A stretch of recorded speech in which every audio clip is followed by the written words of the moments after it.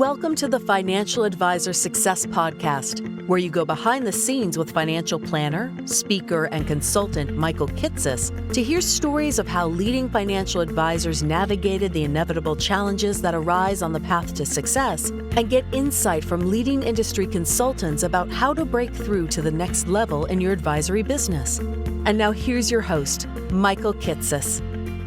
Welcome, everyone. Welcome to the 447th episode of the Financial Advisor Success Podcast. My guest on today's podcast is Dan Allison. Dan is the owner of The Exchange, a virtual content platform and community focused on helping financial advisors master client acquisition and relationship building. What's unique about Dan, though, is how he coaches advisors to generate more leads from centers of influence, such as CPAs and attorneys, by building trusting relationships to reduce the professional risk that the COIs take when referring one of their clients to a financial advisor. In this episode, we talk in depth about how Dan sees the first meeting with a potential COI partner as an opportunity for a financial advisor to explain their value proposition and to learn how the COI serves their clients, in part to understand whether the COI provides service at a similarly high level as the advisor. Why Dan finds that, given the time needed for a financial advisor to demonstrate their competency and trustworthiness to a COI partner, it can sometimes take up to a couple of years for COI relationships to lead to client referrals. And how Dan finds value, when referrals do come in having the referred prospect tell the COI they work with about the value the financial advisor provided, which can dramatically reduce the level of risk in the COI's mind of referring additional clients. We also talk about how Dan views COI relationships as an opportunity for mutual education, giving financial advisors the opportunity to show their expertise, while also gaining valuable insights from the COI that they can apply with their current clients. How Dan sees value in setting up a regular cadence of touchpoints to stay top of mind with potential COI partners, which could entail in-person meetings and regular emails to share content of interest for a specific COI, and how Dan has seen advisors succeed by setting up COI mastermind groups that include professionals in a variety of fields and offer the opportunity to both gain knowledge from the other participants, for example, by discussing common client planning issues, and build stronger relationships with potential referral partners. And be certain to listen to the end, where Dan shares why the best COI relationships are often with those who specifically work with an advisor's ideal target client. For example, an advisor working with business owners might seek out M&A experts as potential COI partners. Why Dan believes asking for referrals doesn't have to be salesy, as many clients and COI partners might be eager to refer but don't know how to, and how Dan came to discover the value of charging what he's worth, even if it meant that some people said no along the way. And so, with that introduction, I hope you enjoy this episode of the Financial Advisor Success Podcast with Dan Allison. Welcome, Dan Allison, to the Financial Advisor Success Podcast. Thanks for having me, Michael. Good talking to you again. I'm really excited to have you back again on the podcast to get to talk, I guess, again, a little bit about referrals. So, for those who are longtime listeners, may recognize Dan had joined us many years ago on episode 153, so kitces.com/153. If you want to look up the prior episode where we were really talking in detail around how to get referrals from clients, like how to actually make referrals happen. And why is it that a lot of us have clients that say they referred us, but then we didn't actually get a referral call? Like, how do we close that gap?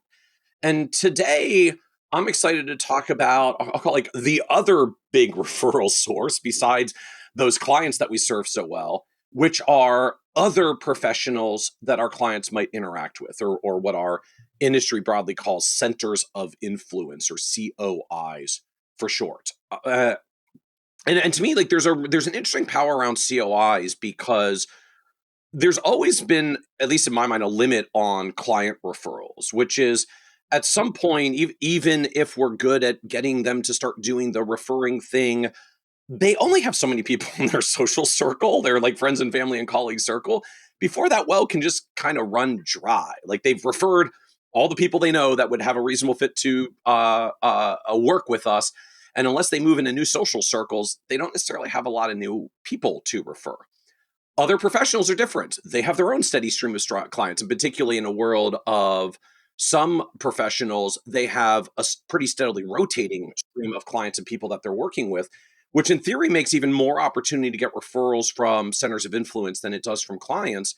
And most advisors, we find, really struggle with this. Like, it's hard to actually get the other professional to refer to us. Either we're trying to make relationships, it doesn't seem to be going anywhere.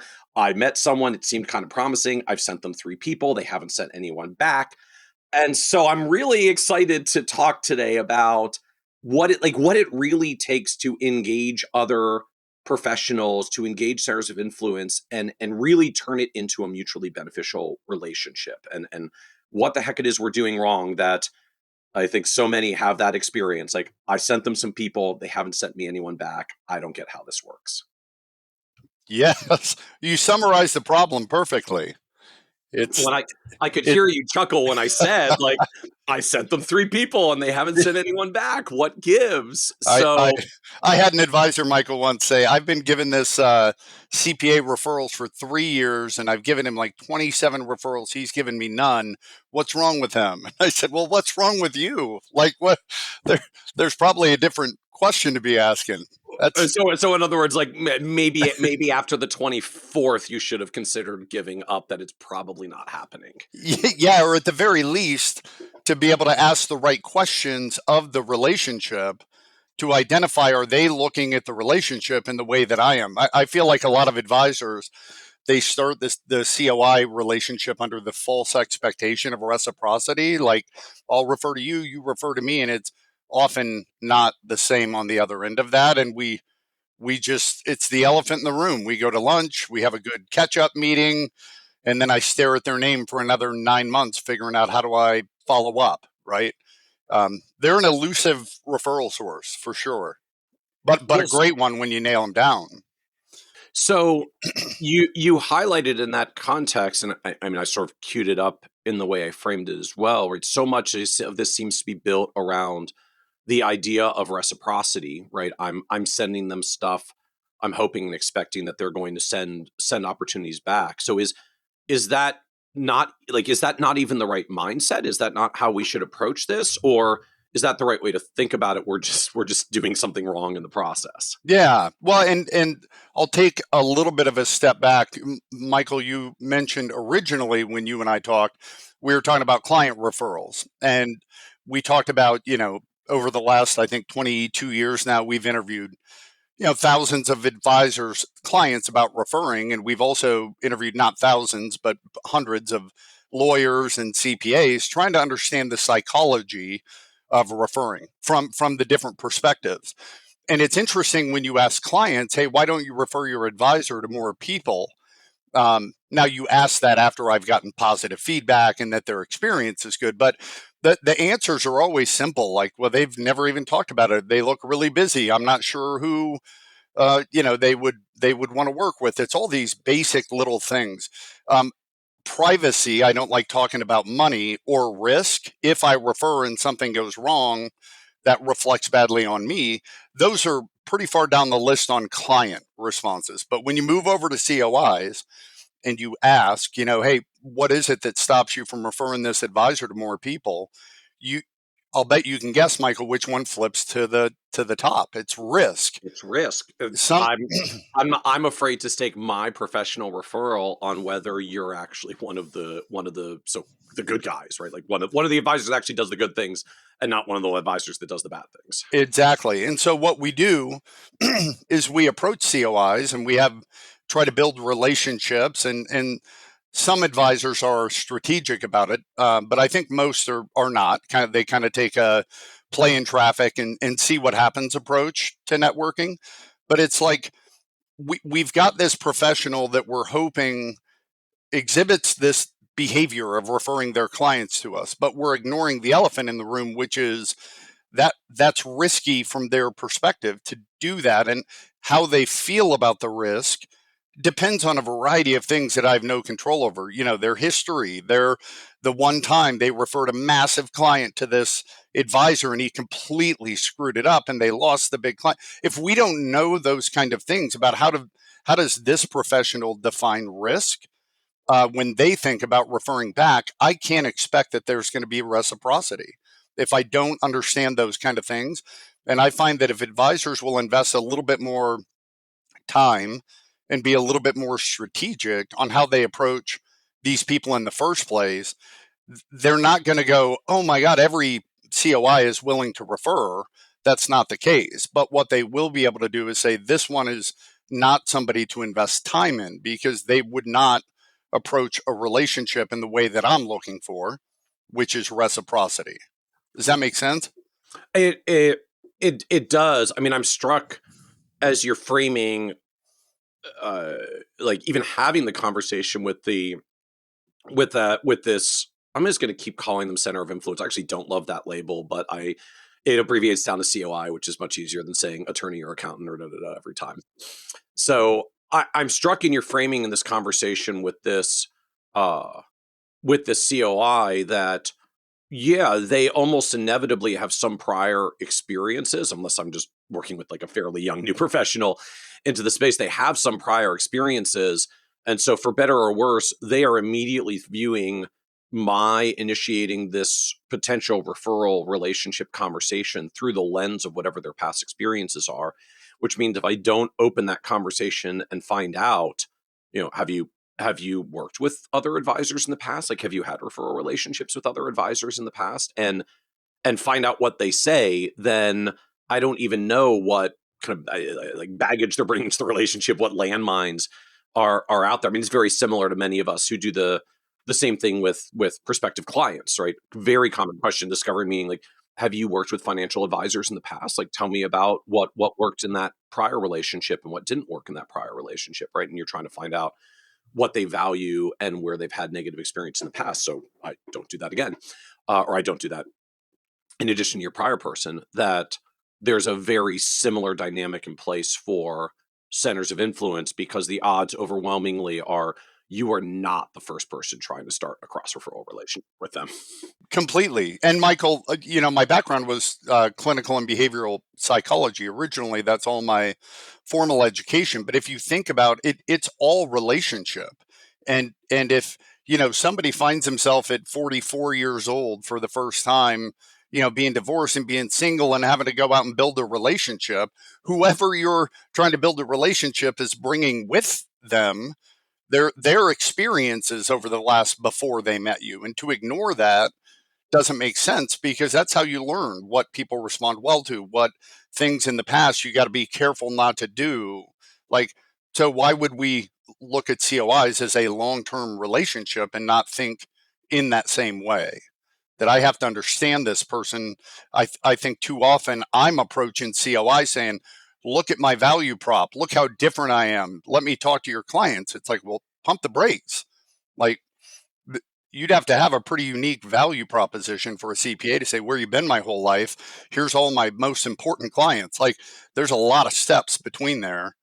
And I think learning before we present what we do is critical in this space. So what are some of the other blocking points that popped up then as you did this research when we're talking the COI ends? Like, it sounds like risk is number one, right? At the end of the day, like, I'm an attorney, I'm an accountant, right? I'm a professional that has in high esteem in the eyes of my clients, and I don't want to risk my reputation by staking yours. At Right. least not unless I get to know you a whole lot better, because otherwise I refer you and I look bad, and I don't want to look bad in front of my clients. Right. So my goal is I've got to be able to replace the risk that somebody attributes to referring with value. So if you think about, Michael, psychology 101, Pavlov's dog, the power of positive reinforcement is, I know there's an element of risk in your mind referring people to somebody like me. Obviously, I'm subliminally thinking this through, but it's like my goal is to learn about those experiences and how you identify risk or feel about it, and value.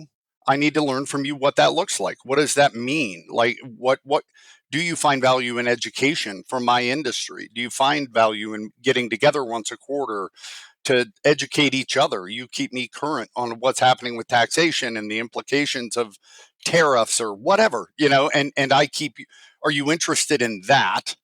Because they've got to tell me what value looks like and what risk looks like, so I can not demonstrate the behavior that they think is risky, and I can focus on the positive, which will just build trust and trust to the point where there's no risk anymore, but that can take years to build. So how am I, like, as the advisor, how am I supposed to go about figuring this out? I mean, is this just literally I have a accountant I'm interested in who might be someone that I could do cross referral business with, and my goal is to take them out to lunch and just literally start having this conversation? Well, so number one, I'll make sure I get you a copy of a template. Okay. So the people listening will be able to kind of read because you said something important in there. Hey, I got this COI. I'm going to take them to lunch. Okay. And that's where advisors get to that point, but it's okay. And then what? Like, what's the outcome of that lunch? We approach it just as a get to know you, but nobody is taking control over how the flow of that meeting goes. So you're both just kind of, and I think you should walk into any opportunity like that. Number one, what does success look like to you? What is the outcome that is measurable that, 6 hours from now, you can say that was successful or not? That's the first thing. Most people don't do that. To me, it is typically the next action being an additional meeting if it's a first time I'm getting together with them. Okay, so if my goal is second meeting, I'm going to go in there with that goal in mind, and I'm going to build that meeting to see, number one, do I want a second meeting? Because sometimes you meet them and you don't. It's not a good fit, and that's fine. But then if the answer is yes, I want a second meeting, then I need to have a strategy to make sure I get to that point. So first thing I would do is I would reach out to them and say, as I operate a wealth management company, or you may not know, depending on how cold that COI lead is. And all I'm going to do is say, I come across clients often, obviously, that need tax planning work. And I like to form relationships to kind of get to know all the folks in the local market. One, see if you want to go to lunch, and I'll ask you a little bit about your business and who you work with. And of course, I'll share any of that with you as well. So number one, I'm setting it up not with a false, like, hey, I'm looking to refer people only to you and you to refer people to me, but there has to be something in it for them as well. So as long as I do come across clients that need tax planning help, I'm not lying about that. So I want to set that meeting up. Then I having the noticed. meeting. Oh, go ahead. Sorry, just a quick question there. I noticed. I don't know if it was deliberate or not, but just I didn't actually hear the word referrals in there. I mean, you kind of alluded, right? Like I Right. come across clients who often need tax work. I want to meet other professionals in the local market. So there's kind of implication there, but that wasn't just well, I get a lot of clients and I have to refer them out, so I want to get to know you and figure out if you're going to be my referral partner. Like that word, that infamous word Yeah. of referral wasn't there. So is that intentional or just kind of an accident of how the language came out? To me, oddly enough, as somebody who's known for talking about referrals, in most of the language and most of the coaching that we've done on how do you do this stuff, that word rarely does come up. It's framed differently, especially a COI early on. I don't want to even throw that word in there. I'm looking for somebody that maybe I could refer to and they could refer to me. To me, it's like, hey, it always is beneficial for me and enhances my value to be aware of all the different COIs in the market and what kind of expertise they have, what background they have. You're going to call that favor in at some point if you have a relationship with a lot of people. So to me, it really is more exploratory. I want to learn about you, the business, who you focus on. By doing that, they're talking about them, but they're telling me everything I need to know to decide, is this somebody who might be a good fit for me based on everything they share. And that's not, by the way, I'm not doing that with the intent of a bait and switch. If I don't care about their service and what they do, then I'm being insincere. But if you're looking for a partner, I think those things are critical. So I go into it that way. So, all right, one more question on this, and I want to understand what comes next. But in that kind of mutual beneficial context, like, does that mean do I need to come to the table assuming that I can't have a referral relationship with the COI until and unless I've got people to actually refer out to them? Or said another way, like, okay, so what if what if I really don't have a lot of estate planning clients? Does that mean I can't talk to estate planning attorneys if I'm not going to have anything to send out to them in the foreseeable future? Because then it's not a mutually reciprocal referral relationship. No, I mean, I wouldn't look at it like that, Michael. I would look at it as I don't know when I'm going to run into that next client that does need estate planning help. But if you're going to be in the industry, it's going to happen over and over. So to me, it's like just kind of getting out and networking in the marketplace to be aware of my options when I want to be valuable to my client. Now, my goal is also to learn about their clients and see if there's anything I can do that might bring value to whoever they work with. That's kind of a natural flow of the conversation, but I want it to be about them. So I can learn, is it a good relationship? Is it a place that I would refer to? Is it a place I want a partnership with? And those things give me the answers.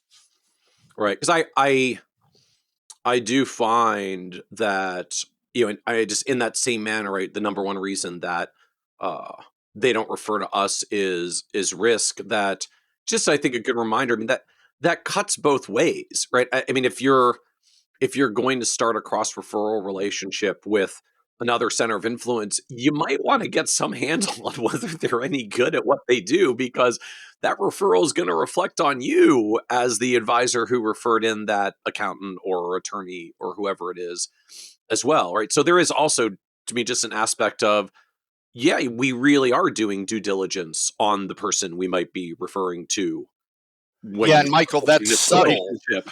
What you just said is so subtle, but really important, which is, am I an advisor trying to get this appointment selfishly because I expect things from them? Um, and partially, if I'm going to refer, selfishly, I do want value from them. But I mean, is this a one sided meeting where I'm truly going in just hoping to get referrals from them? Because if the answer is no, you're going to have to know all this stuff anyway. And I think starting their first impression of you, I was listening to a researcher, and he was talking about a study they did, Michael, that they put these people on airplanes and they put a plant next to them, not a like tree plant, but like a person who Okay, like, was part of the research study. okay, And on half of the flights, the person who was working for the research company would strike up the conversation with the okay, person next to them, but they would not offer up really any information about them. They turned everything back into a question for the other passenger about them, okay. meaning they talked about themselves the whole time. The other people, it was the opposite. They sat and said, "Tell me about you," but then they talked about them and their philosophies and their kids. At the end, the interviewers interviewed these people, and it was unbelievable, the data of how they just said, "Hey, we're doing some research for United Airlines. How would you rate your flight on a scale of 1 to 10?" Uh-huh. So they're focused on how did you like the flight, and the people that talked about themselves the entire time, it was like double in experience. Think about that. Meaning, like, the passenger who got to talk about themselves, not hear the interviewer talk about Yeah, the interviewer they self. loved that person Right. talking, letting them talk about them so much that it made their flight great. So it's like we the reason I named my original company Feedback Marketing is that I believe that there's a way to do both of those things simultaneously, where I am sitting with a COI that I'm marketing myself, but I'm doing it first by feedback. Because if my goal is to drive value to you or to be a partner to you, I have to learn from you first. Feedback is going to help me know how to market effectively to you. And I think if you start that way, it's a great first impression to the COI. It kind of puts you in control of how the meeting goes. And then I'm sure we'll drill into some details, but it makes that closing next action much easier because you're controlling the structure of the time. So then give us a little bit more context on I guess the structure of this time for the first meeting, or what else I'm trying to make sure I cover. I mean, I think you'd open this up with, right, I operate a wealth management company. I come across clients who often need tax planning work, so I'm trying to get to know other professionals in our local market here. So, I want to go to lunch and ask you about your business. So, like, I got the meeting. So, what else is on my, I guess, like, how am I time managing this meeting, or what other questions are on my agenda that I'm trying to get through in this first meeting? Yeah. Yeah. So what I'm doing, and the template that, just so the people listening know, it'll have each of the questions I'm recommending. Okay. But So I'm gonna I go guess ahead, just Michael. quick note for folks. So this is episode 447. So if you go to kitsis.com/447, like, we'll have Dan's template in the show notes there. So either you can get it at the end, or you can, like, pause this and go grab it and then bring it back if you want to follow along. Awesome. Yeah. So I'm gonna be showing up to the meeting. I'm letting the small talk naturally happen, but I know, again, if I just show up with no plan, it's going to be small talk, and you're going to have constantly these little awkward kind of transition moments where you don't know, like, where are we headed next? Are we talking about sports? Are we? And if I go in with the structure already built in my head, I know where I'm taking that transition moment. So I'm going to do the small talk, and then when there's a pause, I'm going to say, "Hey, like I said to you on the phone or via email, I operate a wealth management company, and we help a lot of people, whatever your 30-second value prop is. And obviously, tax planning becomes part of all of our clients' lives. And so I like to get out and get to know the people in the marketplace and who they're working with and what their expertise is. So helps me bring value to my clients. And then obviously, if there's anything I can do to be helpful to you, I want to make sure you offer that up. So if I would tell them, if it's okay with you, I'd love to learn about you and your company and your clients. And if you want to learn anything about us, happy to share that. But at some point, if there's something that we both agree might be valuable or helpful to you, at the end, we'll just schedule a second time. And if not, no problem at all. So I'm telling them, here's how the meeting's going to go. But I'm not pretending that I have a bunch of referrals I'm looking for one CPA to send them to, right? It's like, hey, I'm out networking. I'm getting to know people. I of course want to bring value to them too. It Nothing wrong with that. That's business. So, Go ahead. meaning, as I'm kind of reading between the lines, like, for some of us that do this and are just, like, really anxious to try to get referrals, we can unwittingly start over promising or setting unrealistic expectations. Like, oh my gosh, I really want something from this accountant's, like, hey, I've got lots of tax clients. Like, I'll send them all to you. You'll be my exclusive referral partner if you'll just give me something in return. So, as I'm Yeah. hearing you discouraging, like, don't do that to yourself. Don't set that expectation up. You don't need to set that expectation up. Just slow down a little and just try to get to know what they do and make them feel heard. It Exactly. I always tell the firms that we coach that don't even worry about COI referrals until you can honestly say you have a process that you implement with, which is really important. And I know you've done research in that area, that you actually implement that generates referrals from clients. Like, don't even worry about COIs until because that's right there in front of you. And there are so many clients, Michael, trying to refer their advisor by, hey, I gave your name to someone. Like, go fix those problems and you'll see a big lift in your practice. But then when you move to COIs, you need to understand it's going to be a very patient process. This is not one meeting, two meeting, and you're meeting their best clients. I would argue that's a red flag if that happens. And again, for those who want the client referral end, kitsis.com/153. Dan was with us a couple of years ago. Not that I want to undermine the client conversation here, but we had an awesome hour and a half conversation there. So I'm gonna keep us on the COI track this time. Yeah. Yeah, so I've kind of laid the groundwork, Michael. This is what I'm hoping to accomplish, and then what I want to do is the basic. So tell me about yourself, a little bit about your background. How'd you get into the industry in the first place? Want to hear about their journey. Um, what kind of clientele? If you look at all the different clients you have today, is there any population that you say these are the ones I love working with, or I'm really good at working with? I'm trying to get to understand where do they like spending their time within the accounting world. Because if I do refer in the future, it'd be great to refer somebody who's the right fit that they really want to work with, right? It shows that I listen. So I'm going to learn, what do you think is valuable about what you do for that population? How do you set yourself apart? And then I'm wanting to know, so in the past, obviously you've worked with financial advisors like myself in some capacity, whether they're referring to you or you refer to them. What kind of relationships have you had in the past? And uh, talk to me about how you've approached those relationships, where you've been disappointed, maybe times that it didn't work, and why. So then I'm going into their history. I'm starting with the history of them and why do you like the industry and who do you like to work with. Now I want to move over into collaborative feedback, trying to learn, how do you collaborate with other financial professionals that together are supposed to be doing this very important job for people. And that's going to help me understand their philosophy of referring, collaboration, the past. Have they, and there's questions in there also, Michael, about specifically, have you ever had uh, the confidence to refer a client to a specifically financial advisor? And if so, talk to me about the experience and talk to me about the positives and the negatives. So you are going to drill down on very specific things, and it almost always centers around communication. That the professional referred over and felt like they were in the dark. What happened to a client, which is bad, even if the client has a great experience.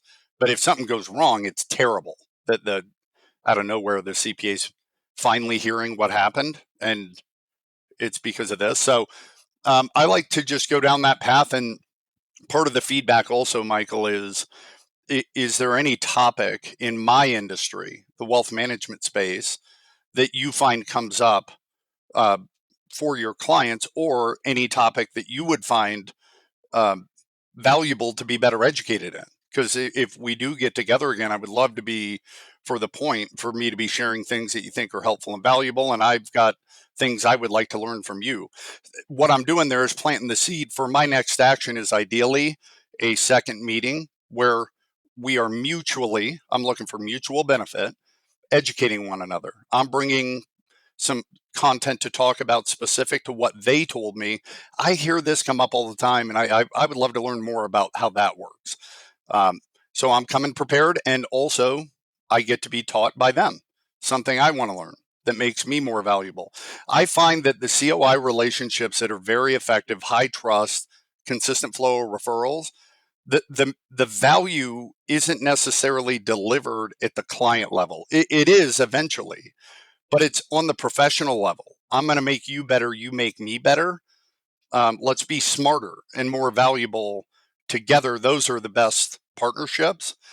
And think about who fits into, if I'm looking for a CPA or an estate planning lawyer, who fits into that category? Well, if they're at capacity and they barely have time to keep up with all the clients they currently have, they're probably not real aggressive about learning and business development and getting better. So they're probably not a good referral source anyway.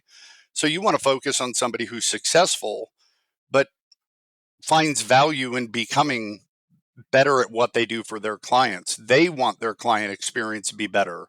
They want referrals, maybe not desperately because they're good at what they do, but they still want to grow their business development minded. Those are going to be great partnerships for an advisor. Well, I think there's a powerful point that's embedded into this that indirectly you made with the story at the very beginning of the advisor who had sent 27 referrals to the CPA over 3 years and hadn't received anything back. That a part of this is not like not every attorney or accountant is going to be a good cross-referring partner, and that's okay. Like, don't even go in expecting it. Go in trying to figure out who will be, so that you can put all your eggs in that basket, as it were. That I know there's a like kiss a lot of frogs to find the prince kind of phenomenon to this that uh, just to me is powerful, because as you highlighted with the story earlier, for so many of us, like we don't go and talk to 10 CPAs to try to find 2 good ones that might be a relationship. We find a CPA who's willing to have lunch with us, and then we just start throwing referrals over the fence and hoping that something comes back. Yeah. Instead of saying like, no, let's meet 10 to find the best 2 that we think are a good fit. And then maybe we'll start trying to send some referrals over after we've already determined this is a person who wants to grow, is eager for a relationship, likes to collaborate with other professionals like financial advisors. Like we've screened some of that out with the kinds of questions that you're highlighting here.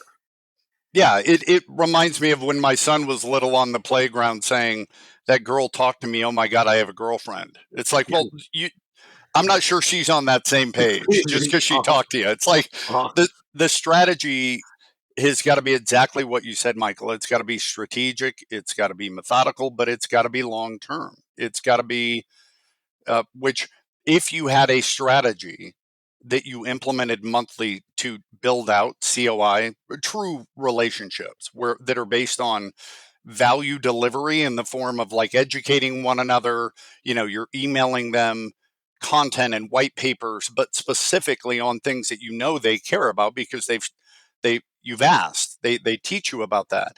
If you have a strategy for that and you fast forward a decade, like think about what that turns into over time, but you're looking to tip that. I think referring is risky. You're trying to tip that scale all the way over to, I will not let my clients talk to anybody but this advisor.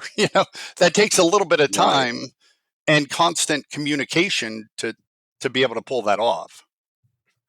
It's a really powerful mindset frame, right? To go from the accountant that says referring is risky, referring to you is risky, to the other end, which is, oh, I know Dan does such a good job. Like I'm basically not going to let my clients go to anybody but Dan because I know they're going to get the good outcomes from Dan.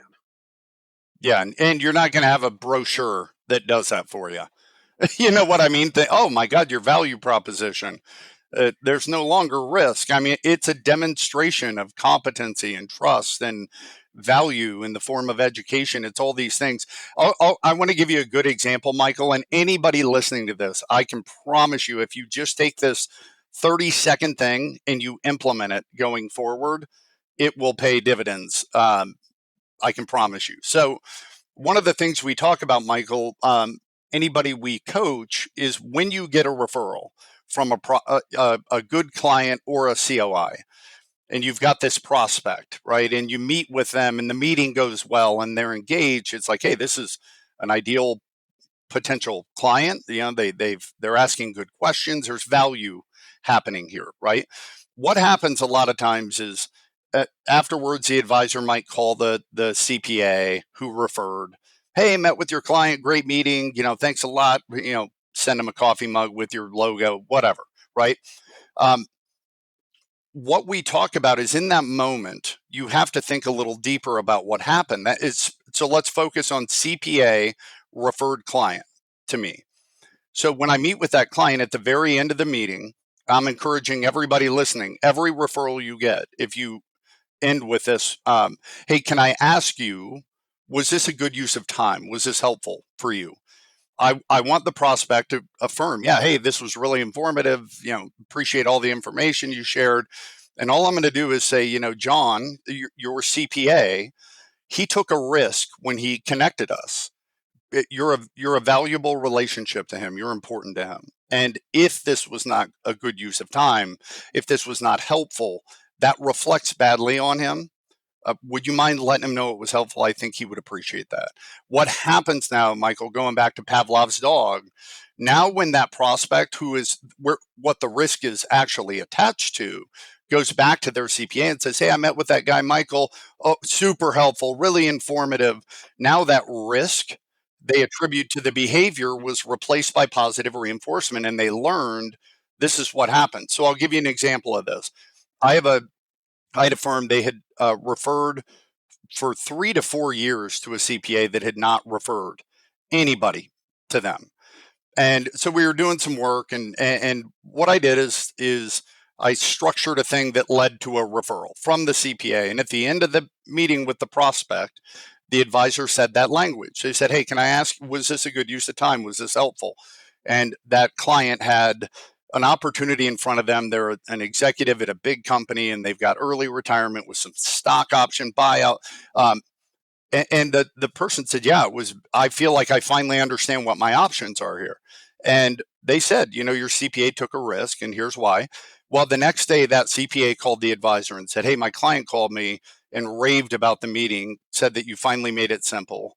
And the advisor, said that I'm glad to hear that. And they said, I know you're busy. That this is CPA talking now. I know you're busy. I have 2 more clients at the same company in the same position. Do you have time to meet with 2 other people? And so it's like, tell me that would have happened had that prospect not gone back to the CPA. It wouldn't have happened. But that little thing, like, and the advisor had a conversation with the CPA later about it, and the CPA said it's the first time I've ever heard an advisor acknowledge that it's risky for us to refer people. Like, think about how simple that is. But just to be able to tell a CPA, like, look, I know this advisors probably meet with you and want referrals, and I understand it's risky. I understand in your mind, if you refer a client, it goes terribly. That's your reputation. I get that. My goal is to learn your past experiences with it to see if there's anything I can do to overcome it. That's my goal. But you got to tell me what those experiences are and help me understand. And if they're like, never again, I've done this and here's what happened, it's like, okay, it's okay. Yeah, it reminds me we earlier this year we did our annual marketing summit where advisors come on and share just like marketing tactics they're doing and what's working for them. And one of the advisors who joined us, like wonderful advisor up in Canada named Adam Chapman, I'm now like reflecting back, has an indirect version of the strategy, which is after the first planning meeting with the client, right, when they're like really engaged and they're kind of like flying high into the process because they're feeling heard and discovered. He asked them to write a brief thank you card to the CPA or attorney or whoever it was that referred them, and just he's got like a really nice comfortable process about how he does that and makes it not awkward to just invite clients like, hey, can we show a little bit of gratitude to the CPA Bob who brought us together, because often people in that position don't actually get to hear how it turned out, and since this is going so well, like, would it be okay if we took a few moments and wrote a thank you card to Bob for bringing us together. I love it. I love that idea. And he said like it transformed his business when he did that, and was different than when, right, as you said, like when we send the thanks Bob for the prospect, and you include your coffee mug with the logo on it, right? It had to come from them. And the funny thing that he found, he tried a version that was, because he would just do this with like lovely little thank you cards from like a local artist in the area, that he would buy these thank you cards, and he tried kind of like amping it up with a fancier version with a little kit, and it had his logo on it, and he said like the whole thing fell apart. Yeah, too much. Yep. Yeah, because when he made it like his stationery and his stuff, it became really clear from the end like CPA that, okay, basically like Adam put you up to this to send the thank you card, when clients themselves just wrote like 2 or 3 sentences in a card that was literally handwritten by them, that just was like a nice artist drawn thank you card. It just came across as very genuine, authentic, which it was. I mean, which is the whole point that it's meant to be, of inviting clients to do this.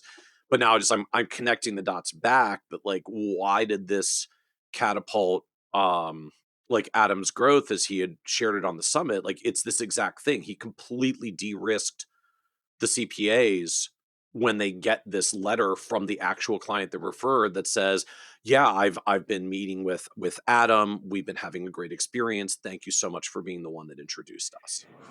And you know what other benefit there is, Michael? I love the personal touch of the handwritten deal. I think if it is delivered packaged with my logo, now you've gone into marketing.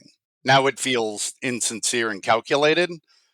But I love that simple card with the thank you, but what you've also done, what that advisor is doing, you're conditioning the prospect and their understanding of what referring is. It is what you do to be helpful to people you care about. That's it. It's not about I get paid in two ways and I want to grow my business or the greatest compliment you could give me. It's like none of that. This is how that works, you know. So a prospect's first experience after having been referred is going back to that person and thanking them.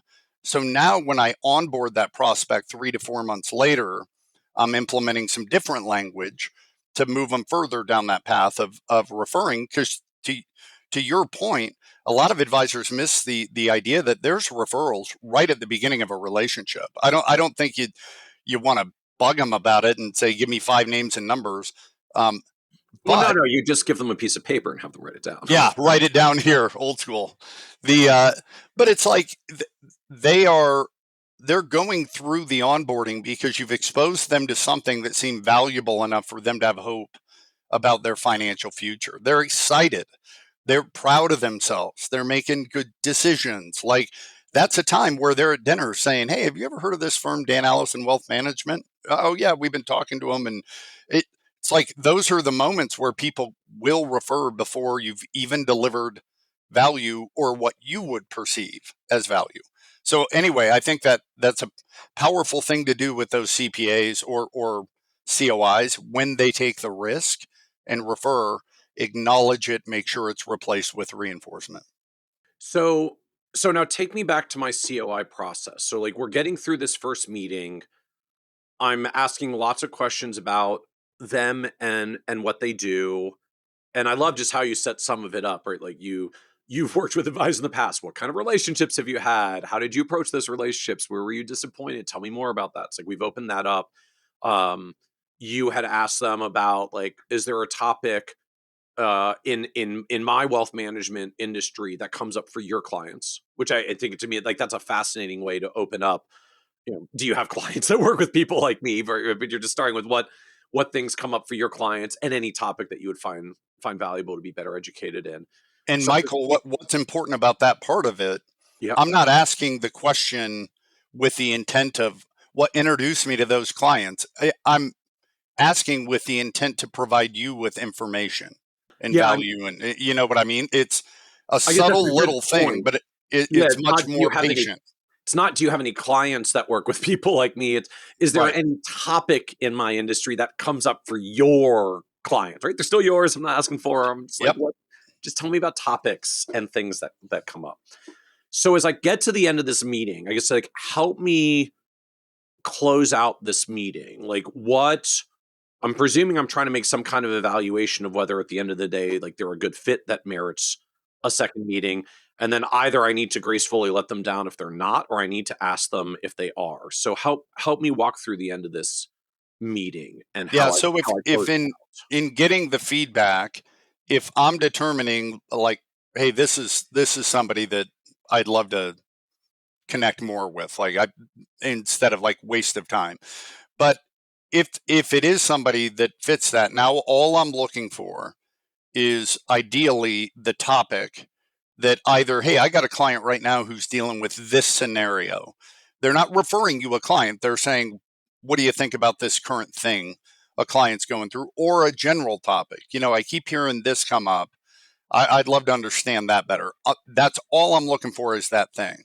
So at the end of the meeting, I'm just going to say, hey, you know, Michael, like I said at the beginning, my goal is learn a little bit about, you know, yourself and who you help. And um, then anything that you thought might be valuable, it sounds like you better understanding this topic would be helpful to you. So as a next step, are you good if we schedule time and all come prepared to give you some more information, education on that? And if you wouldn't mind, I'd love for you to teach me a little bit more about X. You know what I mean? So it's a mutual education session is my goal.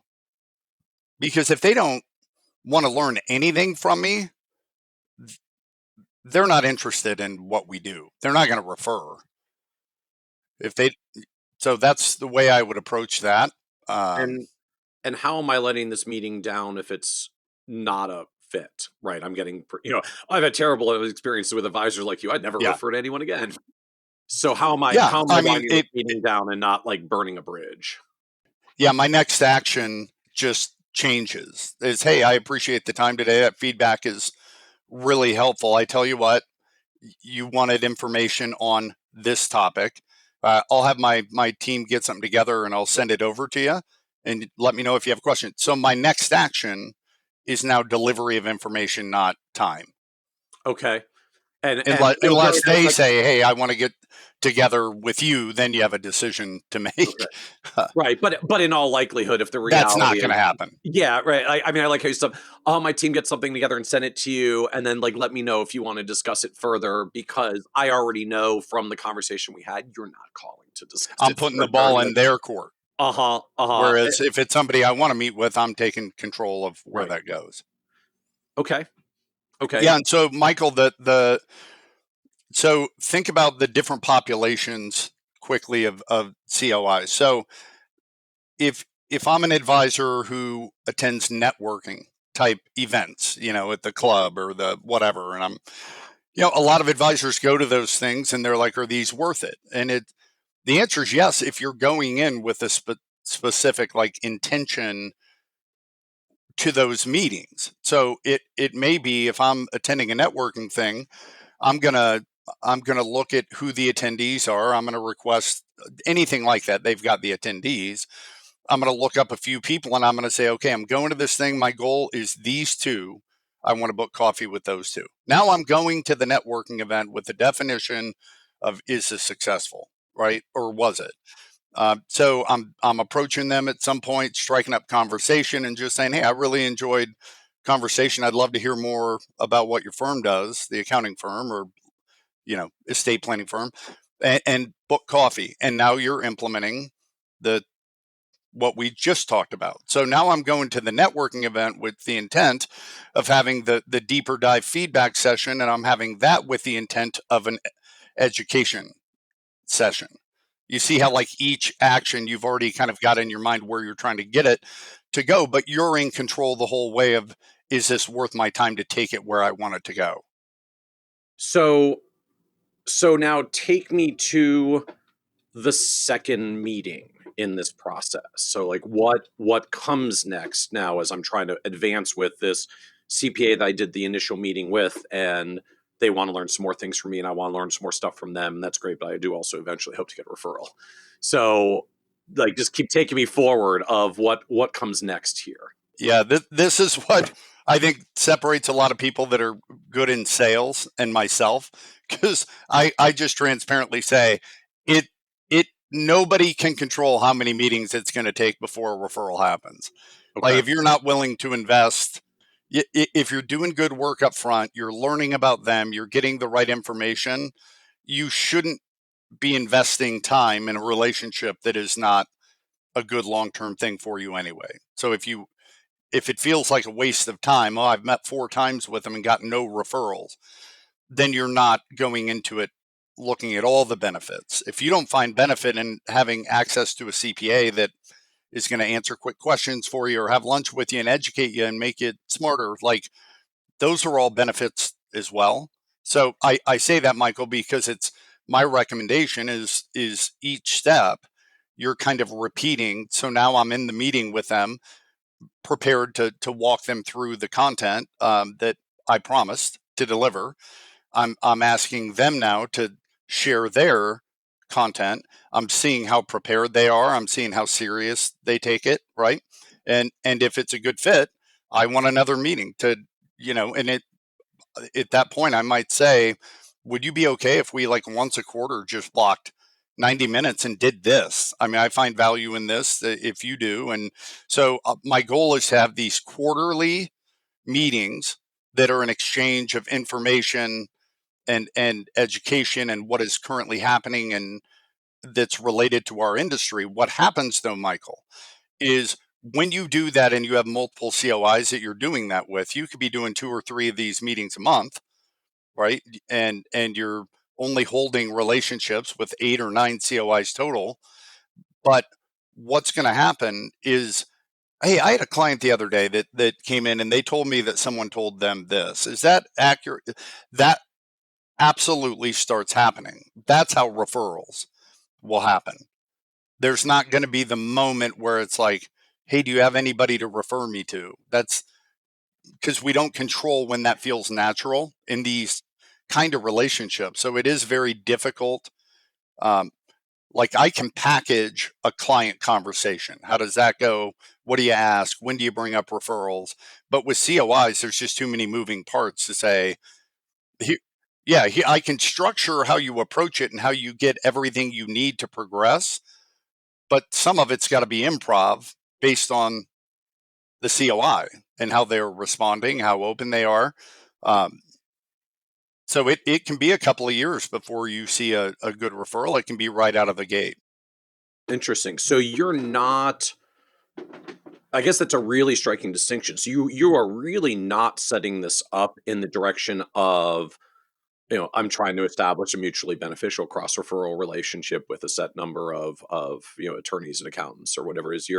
You're not going that direction at all. It sounds like this is very much simply in the direction of, I'm just trying to create with relationships with people that I can have some, I don't know, like co-educational relationship back and forth where we teach each other and learn from each other. Because if I'm doing that with them on a regular ongoing basis for long enough where we're getting into real things that our mutual clients might be dealing with, it's just quote unquote inevitable that at some point I've got a deep relationship where I'm a clear expert on this thing, and they're just going to say like, "Hey, we were talking about that strange like drawdown strategy from Roth accounts last month. I just had a client come in who had that going on. Like, do you want to work with them and help them on this?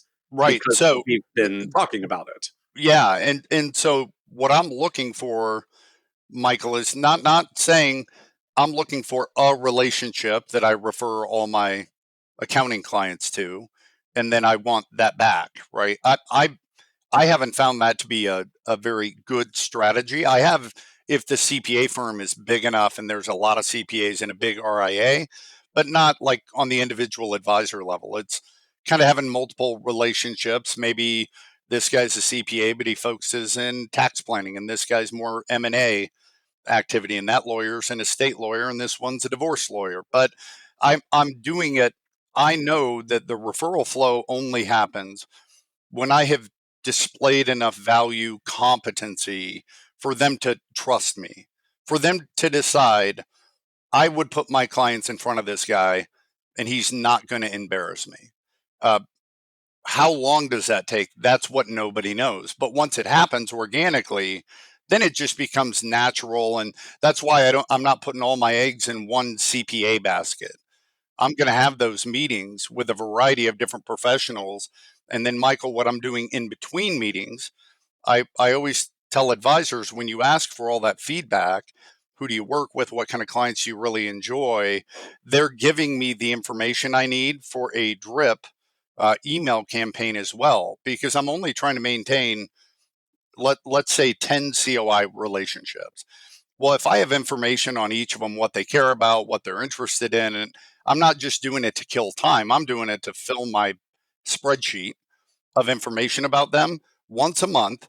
I just sit down, I block an hour, and I say I'm gonna touch each one of these COIs by sending them something that is either relevant to the topic they care about, the clients they work with, the vacations they love to go on, whatever it is, and I'm staying in front of them in between in a way that is somewhat automated but feels very personal on their end. Does that make sense? It does. I mean, to me, you're talking about what we do to reinvest into a relationship and maintain a relationship, so that right that I guess that relationship is there, that feeling of comfort and trust. Like, I know you, I like you, I trust you, so that when I've got a client situation, I can actually see you being the one that works with my client to solve it. Yeah, if you think about, I was having this conversation with my 21-year-old son, who was talking about his social media and it's so unhealthy, everything that it puts in front of him all the time, right? Like, and I said with these algorithms, you either are the person teaching the algorithm what to put in front of you or reacting to what it does. And if you react to what it does, it'll say, wow, you like that? How about this? And it'll keep just creating a worse version of you, and you don't even know what's happening. Whereas if you're the one making the decisions, you can train your algorithm. All that algorithm is for marketing. It's for capturing attention, eyeballs. It is no different than I'm telling a CPA relationship. If long term I'm going to try to bring value and they teach me what it is, anything I put in front of them over time should feel like this guy gets me. Like everything I see is something I find interesting. Like they don't know that I'm cultivating that little library of things to put in front of them. They don't even remember telling me that they like doing this and that, but I'm using it. And I think there's not enough of that in our industry, just creative relationship management. So, is there some point where I cut bait? Like how long do I keep going with the relationship, waiting for referrals? Yeah, I wouldn't go more than a couple of years, 2.5 years, 4 or 5 meetings together. You should develop enough rapport with them by then to be able to have an honest conversation. To be able to say, I don't have a problem with it being an honest conversation at the beginning. Look, I'm looking for people that we bring value to one another, but ultimately then we're able to help each other's clients. No problem with that at all. Um, I just think if you go in unrealistic about your timeline of how quickly that happens, you're setting yourself up for disappointment. But if I've been doing this for 2 years, 2.5, and I feel like I'm the one working on the relationship and I'm not, it all goes back to the same stuff, relationship, right? I'm the one investing the time and the effort. I think you cut bait by saying that, by saying, hey, look, we meet once a quarter. I've found a lot of value in the information you've given me. Hopefully you have as well. I think it's great if we share information back and forth. But at this point, I don't know that the quarterly meetings are just end it. I mean, it's not that big a deal. If they're not engaged, Well, you don't schedule the next one and no one really notices. exactly. And so one more thing, Michael, just for the advisors listening, the other strategy we do a lot of coaching around is we call them COI masterminds, which it takes a little bit of organization, but not a lot, where it's an advisor says, I want to put together little mastermind groups of people in the finance industry who operate with the same kind of clientele in different areas. So different COIs, right? So I'm going to be the wealth manager. I want an estate planning lawyer, a tax planning, and maybe commercial P&C because they work with entrepreneurs or whatever. I find putting a group of like 4 together, maybe 5, is ideal. And to say, I'm going to identify people and I'm going to approach them and say, hey, I'm looking to put together these mastermind groups where it would be one of each of us and you explain what it is. Once a quarter, we would get together and meet. And then you talk about the structure of the meeting. But really, Michael, what it is a group version of what we just talked about. The idea being each quarter, a different COI owns that meeting. So I decide where's it going to be. Normally, there's an element of fun at the end, like I just had one last week, do it at the golf course in the conference room, and then afterwards had a golf pro meet them at the range, and they all hit balls, right? But I own this quarter, so I own kind of the agenda. But the agenda always flows the same. It is whoever owns the agenda will give a 20-minute presentation on content from their industry, the thing they're an expert in, that is timely and that they think the group would benefit from learning about. So they're just kind of here's what's going on in my world, in my industry, and what people are thinking about, right?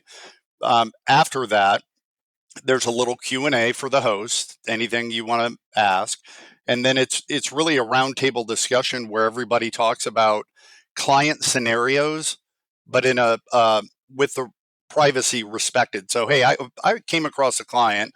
They've got 9 businesses, and the lawyer, what do you think about this? So it's almost like also a time to tap into the expertise of the collaborators for clients you're currently working on, which once again, that's where that referral opportunity happens. So it's not a tips group or any of the BNI kind of thing. It's a highly focused, we're keeping this small. Once a quarter, we get together, make each other better, make each other smarter, problem solve client scenarios. And if you think about that, you can do multiple groups. So you could have one that has a tax planning CPA, and then again, I could diversify over here and have in that group a M&A accountant. So I could have this broad network of COIs that I brought together. And so that's where the structure, it takes a little bit of work up front, but very high payoff long term. And it's the same thing. It's overtime. You display competency, value. They get to see, does he show up on time? Does he contribute? Is he distractible? At some point, they make a decision.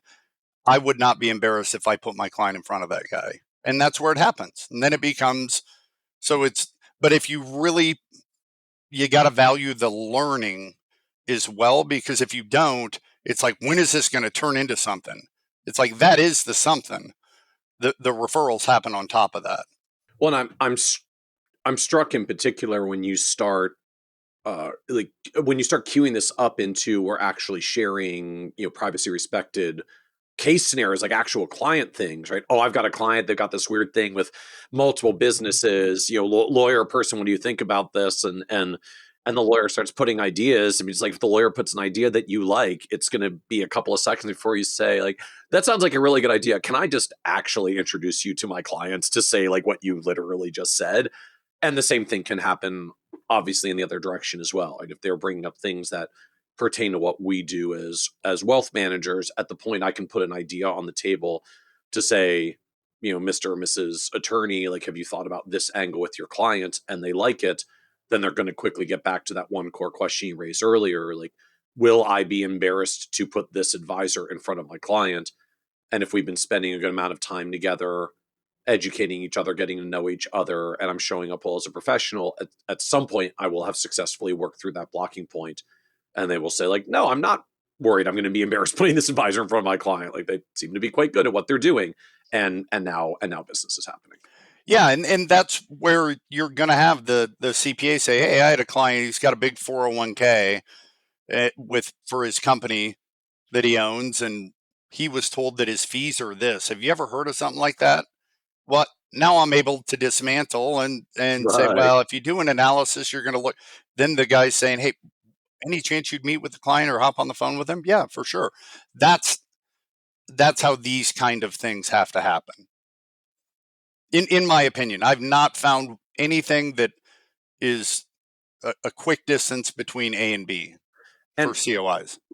And is there still some point where either I guess I get to, or I'm supposed to come back in and just highlight, like, and by the way, just like, here's what I do and who I serve. Like, I provide wealth management services to retirees within at least 5 years of retirement who have at least $500,000 or whatever it is. Like, does that still come up at some point? Am I still supposed to be saying that or putting that forth somewhere along this process? Yes. Yeah. So how I recommend people do it is, I mentioned I'm old school, so I use Excel, like keeping a spreadsheet of everything I know about them and everything I keep learning. Because what I'm doing every month, I'm looking at, hey, what could I send them that's valuable?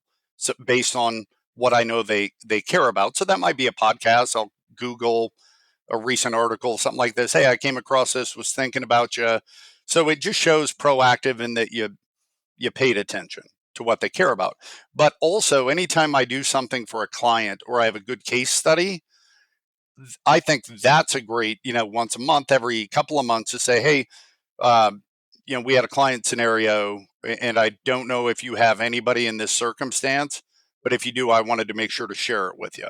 And then you talk about the client came in and this was the circumstance. And then because we found this, now they're all better. So that person might think, oh God, I got a client like that. So I'm just subtly thinking about you. Here's the information on the thing you care about. Just thinking about you. We had a client that looks like this, get this result. If you have anybody that fits that. we'll talk to them. It's to me, that's how I stay in front of them. It's individualized, it's consistent, but it's very manual, if you will. And when we talk about COIs at the end of the day, like who goes on this list from your perspective? Like who fits the COI profile? Yeah, to me, I'm looking as an advisor. I think too often we like CPA, lawyer, like we're too general. To me, I'm trying to think about who are the people that have influence over the kind of clientele I want to work with and that I'm good at working with. So they play in that kind of space, but they're not transactional in the nature of what they do. So they have relationships with their clients, which means they derive revenue on an ongoing basis from the client, which is great when it comes to the trust. If they say, hey, go talk to this guy, but it also lets you know the risk is great as well. So it just takes a little bit more time when you're partnering with somebody who has clients that are ongoing relationships.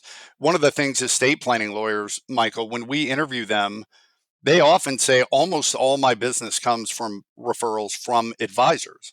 So they acknowledge there's not a lot of people that wake up in the morning and say, hey, let's go get an estate plan done. It's normally directed by the advisor at some point to make it happen.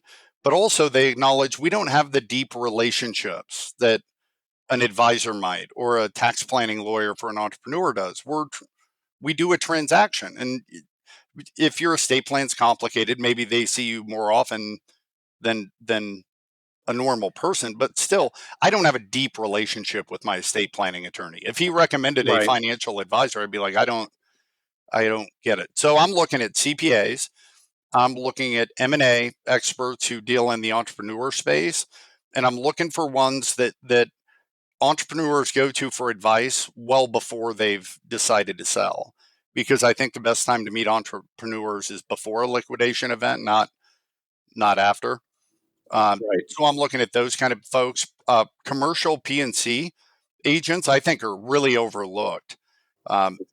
If they deal in the entrepreneur space, there's a lot of value you can bring. And the P&C firms, they can get big revenue off those entrepreneurs and develop. They talk frequently to them, so they do have better relationships than we would think. So to establish good relationships there makes sense too. So I'm looking for the influence they have, the ongoing relationship, and do they play in the space that I play in? So now take us back for a moment, just for you, Dan. So what do you actually do at this point? What do I do for a living? What does Dan do for a living? Yeah, God, it's a loaded question, Michael. Well, for a long time, I owned a feedback marketing group, so consulting RIAs on business development and referral processes. But I acquired an insurance company called Brokers Clearinghouse 7 years ago. During COVID, we focused on building that. I had a lot more time on my hands because I wasn't flying around as much. And we successfully sold that to an amazing company called Integrity. So I am currently managing partner of Integrity, overseeing the operation of the insurance company. So we partner with RIAs when they need insurance planning. They come to our team. And then before COVID, I had merged with Model FA, which is a consulting company. I've always coached only on business development related to referring. So COIs, clients, that's it.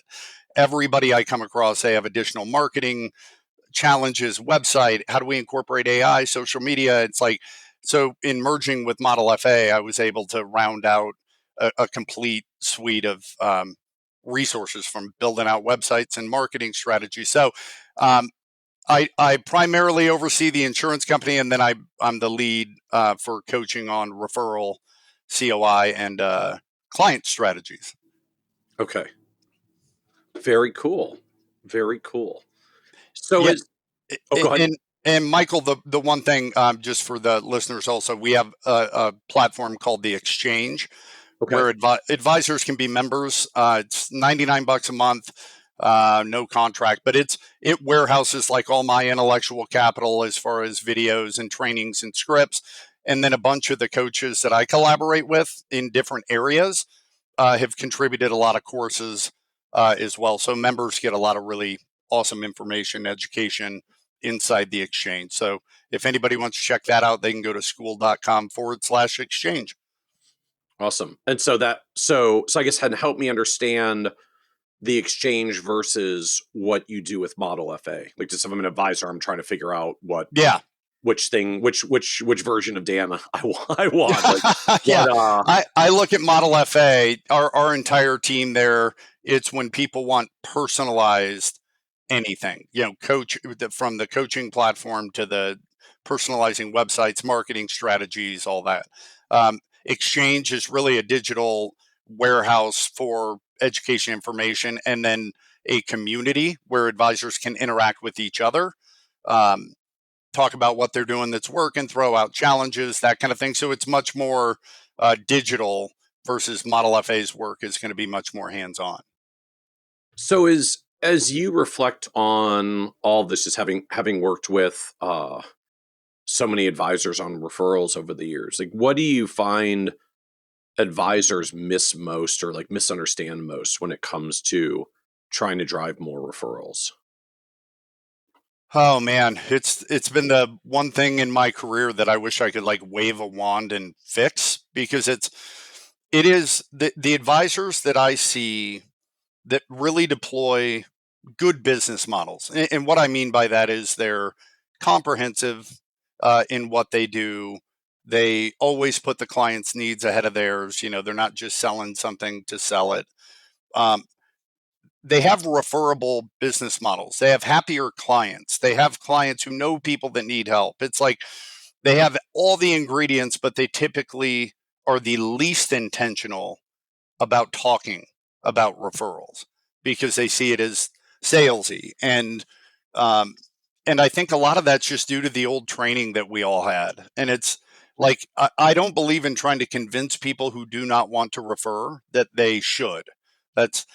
And you don't need to. Any RIA, they've already got plenty of clients that are willing to. They got a lot that are trying to. And it's like just having structured conversations that aren't around growing my business. That only happens after I've helped more people. So if the one thing I wish advisors could do is really just rewire their brain around their paradigm of the word and the topic, referring, because it's like clients are already doing it. They're already trying it, and they're not doing it for any reason having to do with us making sales and more money. They're doing it because they want to be helpful to somebody and they believe you could deliver that. So if we could only look at it the way clients do, it is so simplistic.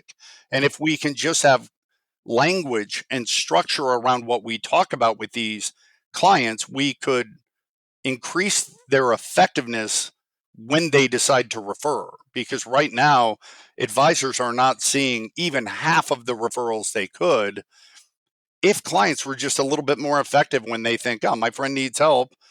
I want to be helpful to them, but I'm not just giving out my advisor's contact. They won't end up getting help. So I'm going to make an introduction via email. You know what I mean? To me, it's like if you have a paradigm shift that referring, talking about it is nothing salesy, then everything becomes really easy, Michael. And it's frustrating to watch the firms that deserve it the most talk about it the least, because they're the people that deserve to help more people. Because you frame it again to me, you frame it in an interesting way, because I'm not trying to push people who don't want to refer. It just recognize if I'm serving my clients well, the reality is a lot of them probably already are referring because they're just trying to like be helpful to their friend or neighbor or whatever it is. But they may not be referring well. They may not be referring effectively because we haven't helped them understand how you refer and what's going to happen when they refer and how the process is supposed to work. And so they just refer badly and inefficiently. And so the goal is not to turn non-referrers into referrers. It's to turn referrers into more effective referrers. Perfectly said. So What was the low point for you in trying to build a business of your own around this, right?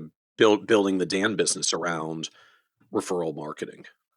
Yeah, the down thing that impacted me, I think personally, Michael, and I'm sure you relate, having kids as well, is I sold my first company in my 20s, and like lightning in a bottle, first time out as an entrepreneur and big company, and I thought I don't really have to do things for money ever again. And next thing I knew, I was saying yes to every speech, every conference, and I 150 flights a year was low on the low end for me, and it was miserable, man. I was away from my kids too much, and my family back home, and your life looks glamorous to other people, like where to this week, but Yeah. it's my God, you know the life. Yeah. And so I think the low point was realizing for me, which COVID did a great job of doing that for me, forced me to think about it, is like I want to deliver value to people, and I have always thought I have to do that in person. Like virtual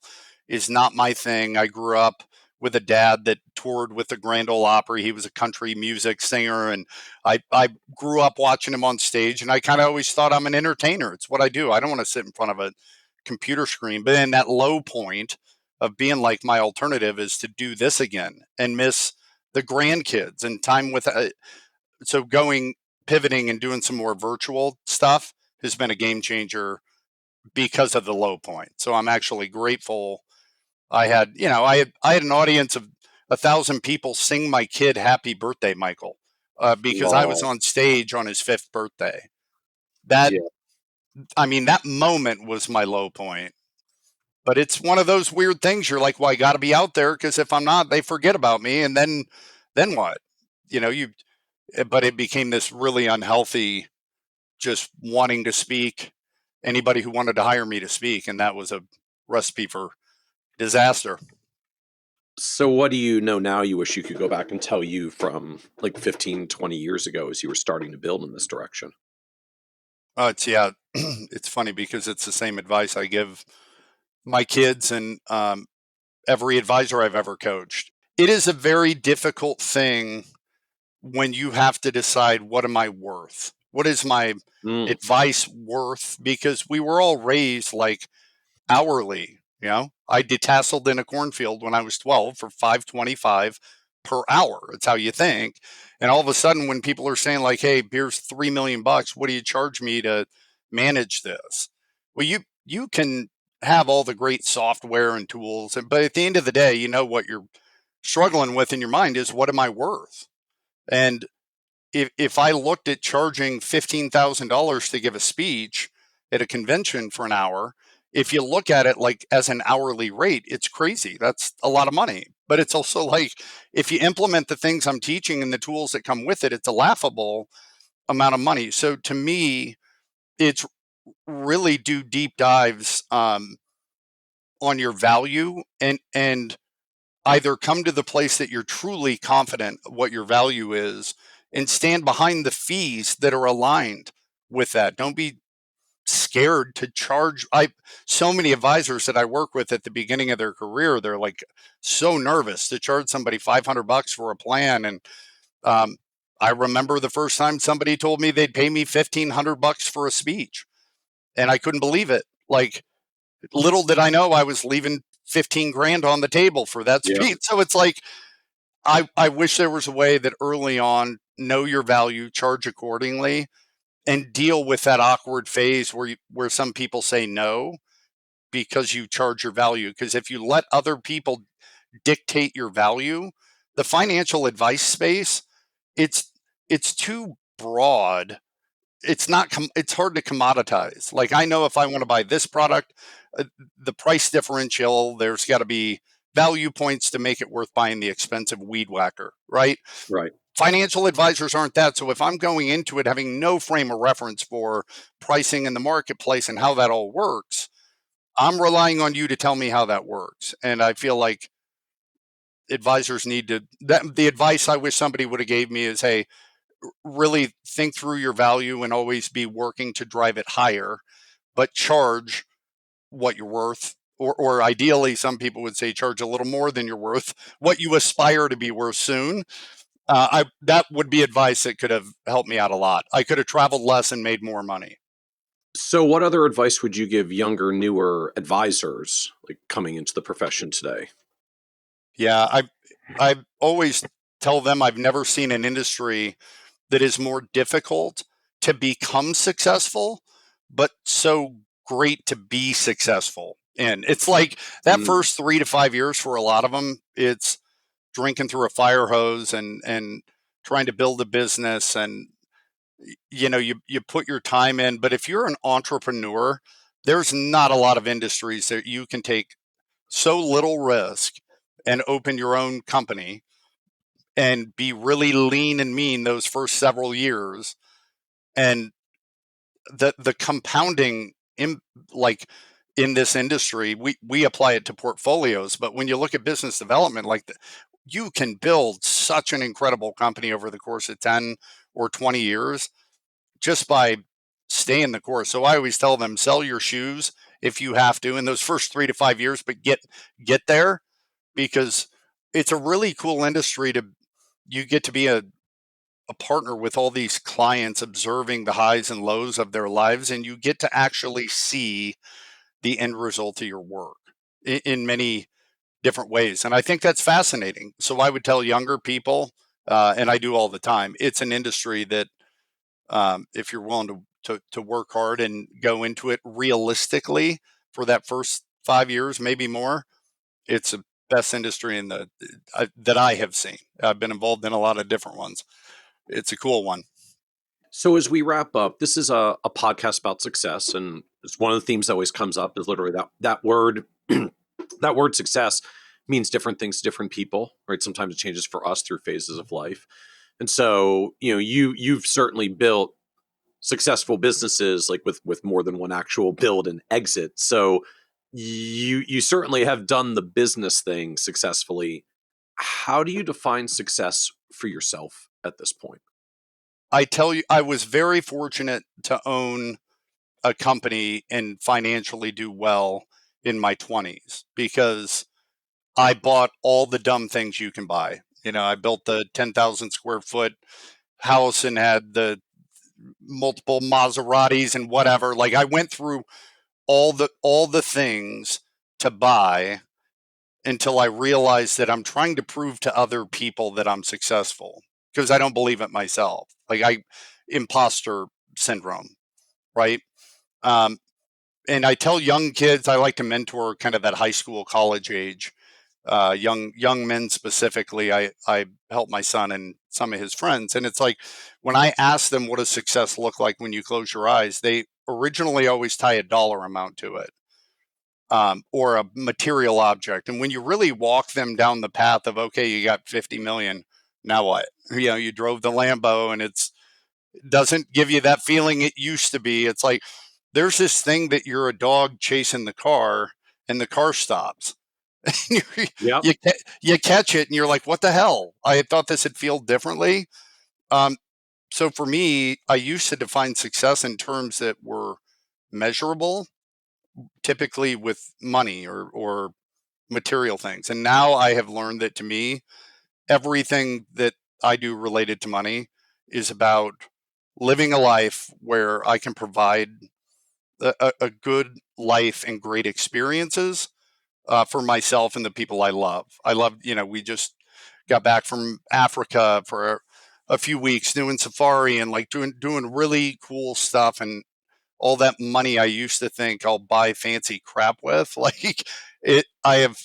My definition of success is to be able to go where you want, when you want, and be able to afford to do it and bring the people you love with you who maybe don't have the same level of achievement financially, and you can provide them that experience. I think, to me, that's success if you can do that. I love that.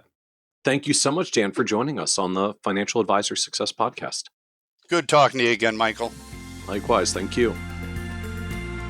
Want even more ideas, tools, and resources on how to break through to the next level of success as a financial advisor? Check out the leading financial planning industry blog, Nerd's Eye View, at www.kitsis.com, where Michael covers the latest practice management trends and financial planning strategies.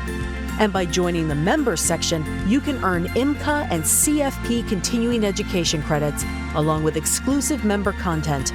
Get it all now at www.kitsis.com.